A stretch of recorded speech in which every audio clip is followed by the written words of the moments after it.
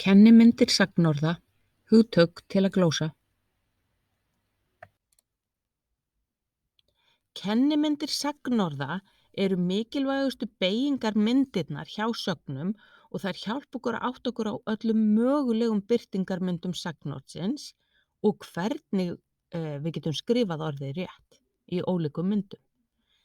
Til að læra að finna kennimyndir sagnorða er gott að gera tvennt: muna hjálparorðin fyrir hverja kennimynd og taka eftir taktinum í þátíðinni og mundu að það er munur á takti þátíðarinnar í veikum og sterkum sögnum. Kennimyndir veikra sagnorða. Mundu aftur að veikar sagnir eru 2 eða fleiri atkvæði í þátíð, til dæmis skrifaði, henti, studdi. Ef við klöppum taktinn, skrifaði, henti, studdi, heyrið að þetta eru 2 eða 3 atkvæði í þátíðinni. Þessi sagnorð hafa 3 kennimyndir. Veikar sagnir hafa 3 kennimyndir. Fyrsta kennimyndin er nafnhátturinn, að skrifa. Önnur kennimyndin er fyrsta persóna eintölu framsöguháttur þátíðar. Það er gott að muna bara hjálparorðin: ég gerði eitthvað í gær, ég skrifaði, og þarna heyrið þið að þátíðin er meira en 1 atkvæði, ég skrifaði í gær, og þess vegna er bara 1 kennimynd eftir. Það er lýsingarháttur þátíðar, ég hef skrifað.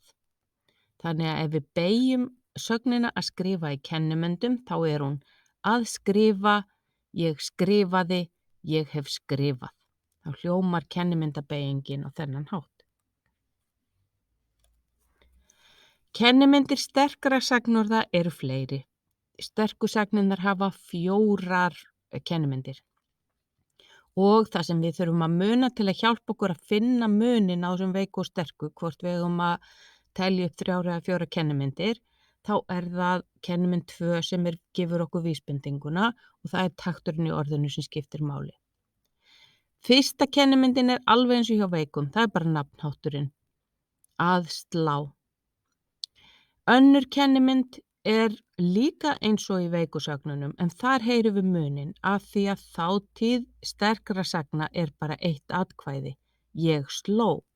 Þannig að ef við erum komin með taktinn að slá, ég sló, og það er bara 1 atkvæði þar, þá vitum við að það þurfa að koma 2 kennimyndir í viðbót. Þessi 3. bætist við. Þar erum við með fyrstu persónu fleirtölu framsöguháttur þátíðar og það er gott að muna hjálparorðin: við gerðum eitthvað í gær. Þannig að 3. kennimyndin verður: við slóum í gær. 4. kennimyndin er eins og hjá veikusögnunum, lýsingarháttur þátíðar, ég hef slegið.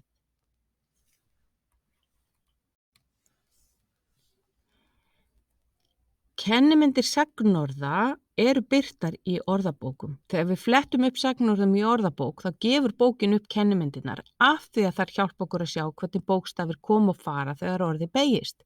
Það getur hjálpað okkur að skilja stafsetningu orða, að skoða kennimyndirnar. Af hverju er til dæmis G í slóu þótt það heyrist ekki í framburði? Hér er yfirlit helstu skammstafanir sem þú þarft að nota í æfingunum í þessum kafla. Og ef þú vilt lesa meira efnið, þá bendum við á Málvísi, Máli.is og aðrar kennslubækur í málfræði. Og að lokum er hér heimildaskrá og ég þakka sérstaklega Guðrúnu Kvaran fyrir skýra grein munin á málsháttum og orðatiltækjum.